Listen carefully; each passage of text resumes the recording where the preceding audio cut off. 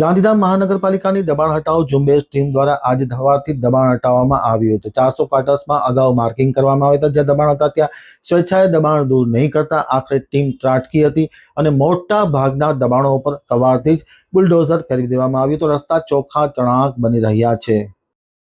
હવે જોઈએ ગાંધીધામ આમતક ન્યૂઝ બ્યુરોનો એક વિસ્તૃત અહેવાલ। ગાંધીનગર મહાનગરપાલિકાના નવા આવેલા કમિશનર દ્વારા ખાસ કરીને શહેરને સુવિધાસભર બનાવવાની નેમ વ્યક્ત કરવામાં આવી છે, જેના ભાગરૂપે છેલ્લા કેટલાક સમયથી એટલે કે 5 દિવસથી સતત દબાણ હટાવ ઝુંબેશ ચાલુ રાખવામાં આવી છે, જેના ભાગરૂપે આજે પણ ગાંધીધામ મહાનગરપાલિકાની દબાણ હટાવ ઝુંબેશની ટીમ દ્વારા દબાણ હટાવવામાં આવ્યા હતા। શહેરના 400 ક્વાર્ટર્સમાં દબાણ હટાવવાની કામગીરી સવારથી શરૂ કરી દેવામાં આવી હતી।